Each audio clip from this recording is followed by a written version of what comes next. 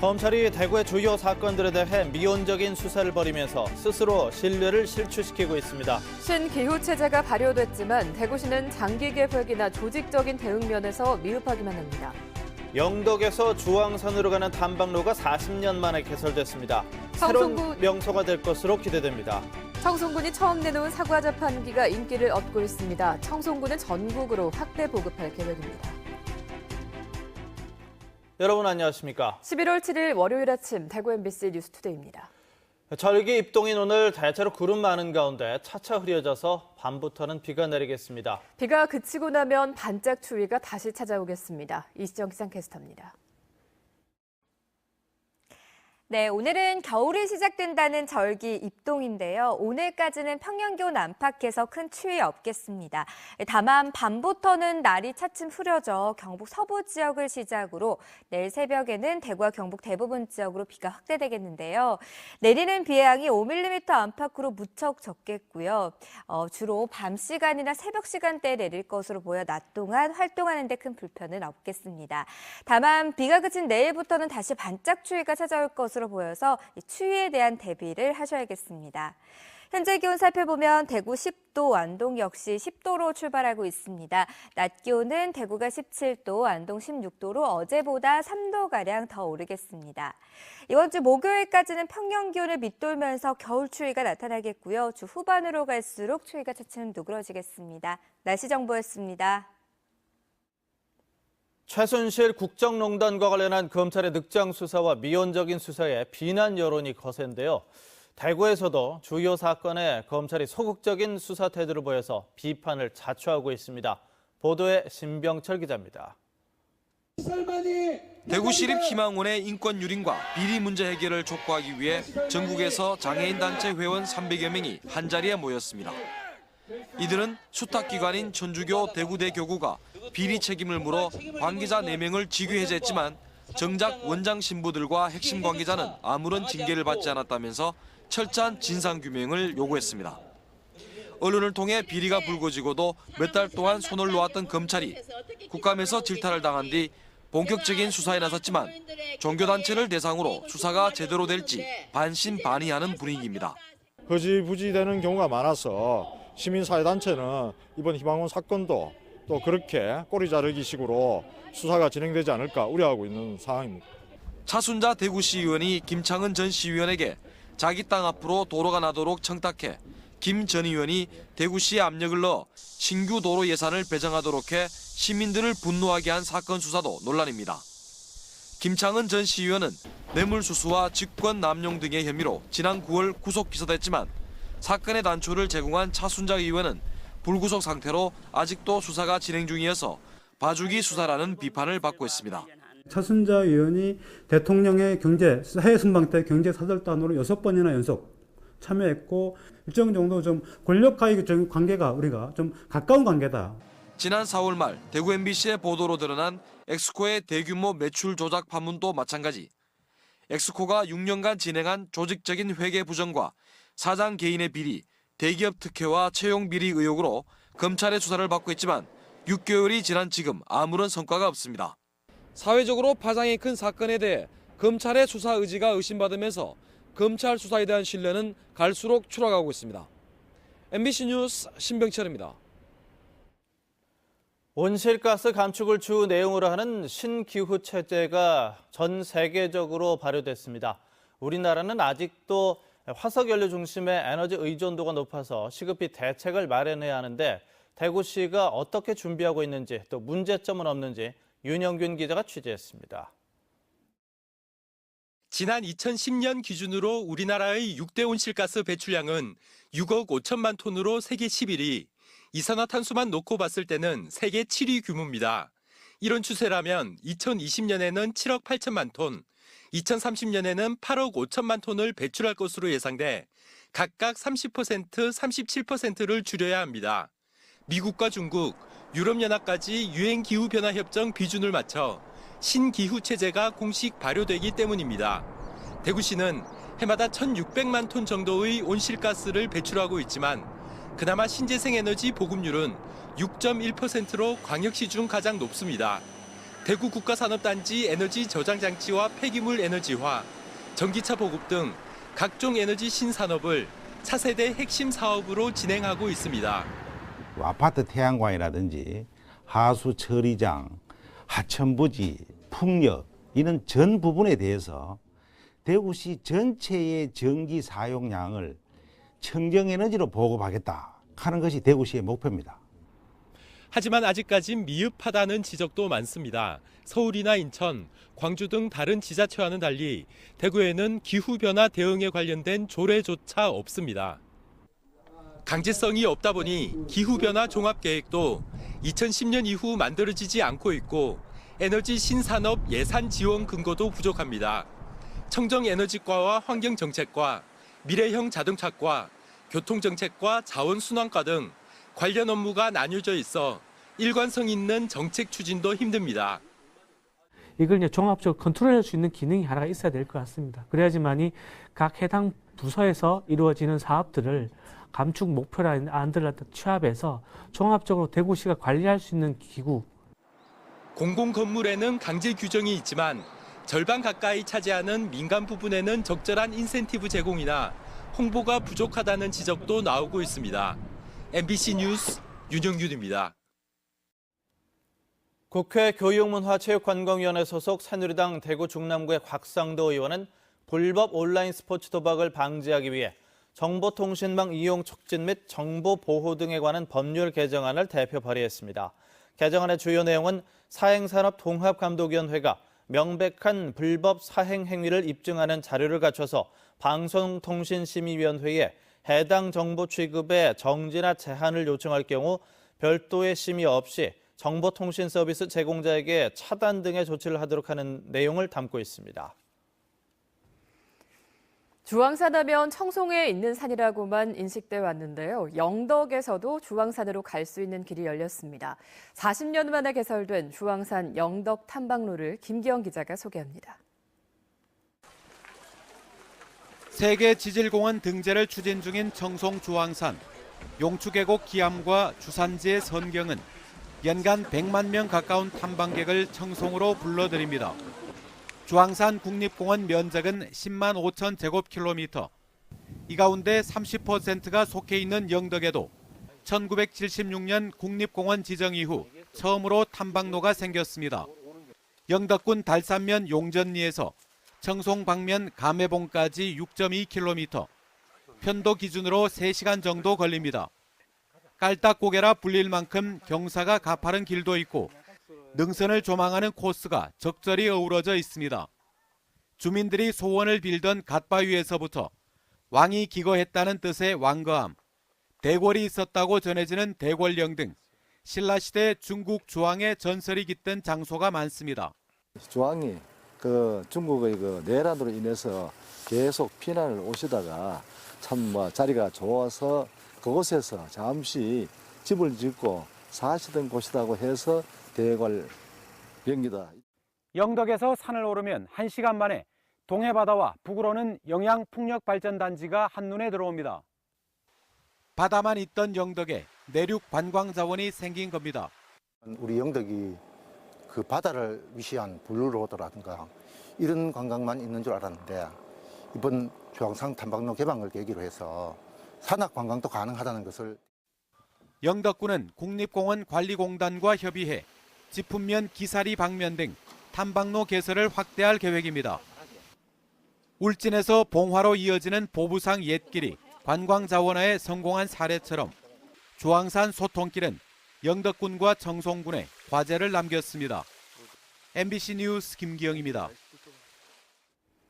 1인 가구가 늘면서 점차 양이 적고 간편한 소포장 형태의 농산물 소비가 늘고 있습니다. 앞서 주황산 다녀오신 분들 가운데는 이용해 보신 분들도 계실 텐데요. 청송군이 국내 최초로 내놓은 사과 자판기가 큰 인기를 끌고 있습니다. 엄지원 기자의 보도입니다. 가을 단풍객이 몰리는 청송 주황산. 지친 하산객들을 맞이하는 건 다름 아닌 사과 자판기입니다. 껍질째 먹는 청송 사과가 한 알씩 포장돼 있고 사과즙도 한 팩씩 구입하도록 돼 있습니다.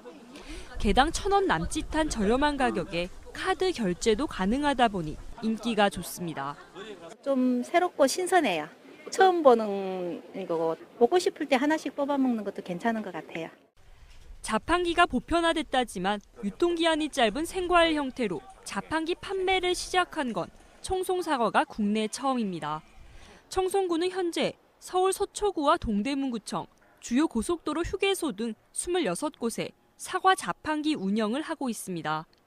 당초 홍보용으로 설치했지만 한 대당 월 이용 건수가 1,000건을 넘기면서 자판기 운영을 대폭 늘리게 됐습니다. 국립공원을 이용하여 관공서 병원 쪽으로 찾아 올해 안으로 51대를 설치 예정하고 있습니다. 청송구는 2025년까지 사과 자판기 500대 설치를 목표로 서울 주요 대학과 병원 등에 공급하면서 판매는 물론 브랜드 홍보도 겸할 방침입니다. MBC 뉴스 엄지연입니다. 대구시 지방분권협의회와 구군분권협의회가 연대한 대구시 지방분권협력회의가 출범합니다. 대구시 지방분권협력회의는 오늘 오후 2시 엑스코에서 지방분권형 개헌 등 지방분권의 추진 역량을 결집하기 위해 공동선언문을 발표하고 구군별 지방분권 슬로건을 공개합니다. 공동선언문에는 진정한 지방자치를 실현하기 위해서 지방분권형 헌법 개정을 비롯한 주민 참여의식 높이기, 각종 권한 이양 추진을 위해서 함께 협력한다는 내용이 담길 예정입니다.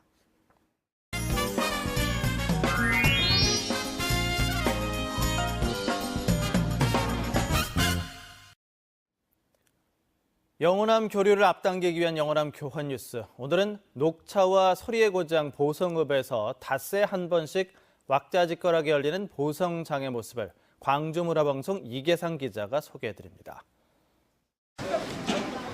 산뜻하게 단장된 현대식 장터에 물건을 사고 파는 어르신들이 자리를 잡았습니다. 서남해에서 갓 잡아 올린 싱싱한 수산물들이 고무통과 자판에 깔리고 시끌벅적한 흥정이 시작됩니다. 얼마 지나지 않아 거래가 성사되고 고마운 마음을 담아서 넉넉한 덤이 건네집니다. 할 수 있어. 말석 드려야지. 좋은 사람들이 이렇게 덤을 준 것 보고 와. 5일장이 서길 기다렸다가 직접 기른 채소를 들고 나온 어르신들. 이거 흙 일일이 칼로 아주 다 벗기는 흙이 이래가 비가 왔다. 손님이 오길 기다리며 잠시도 쉴 틈 없이 물건을 다듬습니다. 안 사갈게. 안 까면. 너무 주머니에 돈 내기가 이렇게 애롭소. 푸른한 인심에다 다채로운 풍경이 펼쳐지는 시골 장터에서 외국인들은 신기한 듯 촬영을 하느라 바쁩니다. This is beautiful. It smells good. 육질이 좋은 한우를 마음껏 맛볼 수 있는 시식 행사. 백화점이나 마트가 부럽지 않습니다. 한우 고기를 마음껏 드셔주시기 바랍니다. 우시장과 삼배시장으로 시작돼 5, 60년을 이어온 보성 5일장. 그 역사 속에 상인들의 애환이 스며 있습니다. 대학교도 끌려다니면서 그러고 하고 이제 하다가 세상이 좋아져서 이제 지금은 그 꼴짝으로 안 되니까 장에서만 팝니다. 싱그런 녹차밭과 갯내음 가득한 남해바다. 그 넉넉함이 오가는 보성 5일장이 가을 여행객들의 마음을 설레게 하고 있습니다. MBC 뉴스 이계상입니다. 다음은 부산문화방송에서 보내온 소식입니다. 2030 등록 엑스포 유치는 부산시가 추진하는 초대형 프로젝트라고 하는데요. 올림픽과 맞먹는 이 대형 사업을 정부 차원으로 추진할지 말지를 결정하는 게 내년 8월인데 전망이 불투명하다고 합니다. 부산문화방송 황재실 기자가 보도합니다. 올해 부산 불꽃축제의 시작을 알린 1호 불꽃은 등록 엑스포 유치 기원이었습니다.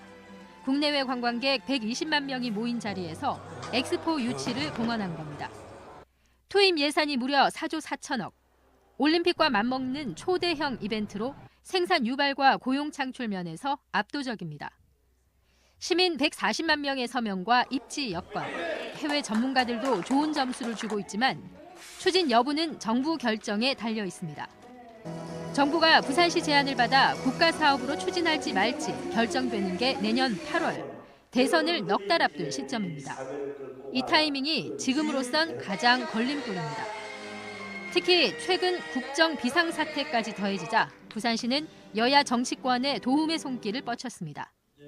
어쩌면 국가의 어떤 미래, 장래도 한 단계 테이크오프할 수 있는 그런 좋은 방법이 반드시 유치해야 됩니다. 그래서 여러분들께서 끝까지 좀 긴장을 늦추시지 말고 지지층 이탈로 위기에 빠진 여당도 지역 현안에 대해 오랜만에 목소리를 높였고 부산의 미래를 위한 등록 엑스포 유치에 전폭적인 지지와 지원을 약속드리겠습니다. 부산시의 도전과 360만 부산 시민의 열망을 하나로 모아서 2030 등록 엑스포 유치 반드시 해내겠습니다. 원전 등 지역 이슈에 발빠른 행보를 보여온 야당도 지원을 약속했습니다. 문화와 환경과 그리고 우리 사람의 힘을 다 동원해서 경제올림픽이라는 이 등록 엑스포를 반드시 유치하면서 부산의 새로운 발전을 이뤄내야 될 것 같습니다. 해외 전문가와 정치권까지 가세하면서 정부의 엑스포 유치 승인에 얼마나 힘이 실릴지 주목됩니다. MBC 뉴스 황재실입니다. 대구지방국세청은 근로장려금과 자녀장려금 신청 요건에 해당되지만 제도를 잘 모르거나 정기 신청 기간에 미처 신청하지 못한 수급 대상자는 이달 말까지 기한 후 신청을 할 수 있다고 밝혔습니다. 신청이 접수되면 요건을 심사해서 내년 1월 중 지급할 예정이며 근로장려금은 최대 189만 원, 자녀장려금은 부양자녀 1명당 최대 45만 원입니다. 미취업 여성이나 임신, 출산, 육아 등으로 경력이 단절된 여성들에게 새롭게 시작할 수 있는 기회를 제공하는 2016 대구 여성 행복 일자리 박람회 두 번째 마당이 내일 오전 10시 도시철도 2호선 범어역 광장에서 열립니다. 이번 박람회에는 81개 여성 친화적 기업체가 함께하며 미취업 여성과 경력 단절 여성 등 2천여 명의 구직자가 행사에 참여할 것으로 예상됩니다. 한국은행 대구 경북본부는 이달 10일 구미상공회의소에서 구미상공회의소와 공동으로 2016 구미 지역발전 세미나를 개최합니다. 산업 클러스터에 기반한 구미 지역 리뉴얼 방안을 주제로 박추환 영남대 교수가 구미 지역 산업 구조 및 생산성 결정 요인 분석이란 주제 발표를 한 뒤 전문가 패널들의 토론이 이어집니다.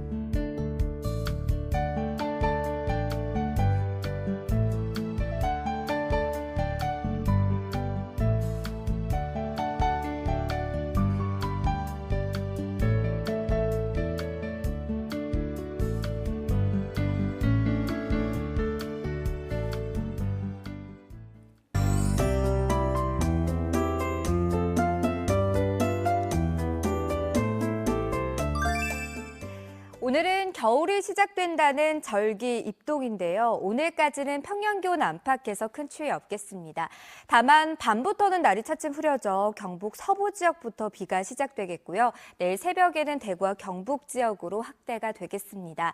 하지만 내리는 비의 양이 5mm 안팎으로 무척 적겠고요. 주로 밤이나 새벽 시간대에 내릴 것으로 보여 낮 동안 활동하는 데 큰 불편은 없겠습니다. 다만 내일 비가 그치고 난 뒤에는 다시 반짝 추위가 찾아올 것으로 보이니까요. 이 추위에 대한 대비가 필요하겠습니다. 현재 중부지방과 경상 해안을 중심으로 산발적으로 빗방울이 떨어지고 있고요. 그 밖의 지역은 대체로 맑은 날씨를 보이고 있습니다. 자세한 지역별 날씨입니다. 대구와 영천의 현재 기온 10도로 시작합니다. 낮 기온은 17도로 어제보다 3도가량 높겠습니다. 경북 남서 내륙 지역의 아침 기온은 9도에서 11도 분포를 보이고 있고요. 낮 기온은 김천이 15도, 그 밖의 지역은 16도 예상됩니다. 안동의 현재 기온은 10도, 낮 기온 16도로 어제보다 3도가량 오르겠습니다. 울진의 낮 기온은 15도, 포항 16도 예상되고요. 바다의 물결은 최고 3m까지 일겠습니다. 이번 주 초반에는 평년 기온을 밑도는 추운 날씨가 이어지겠고요. 주 후반으로 갈수록 날이 차츰 풀리겠습니다. 날씨 정보였습니다.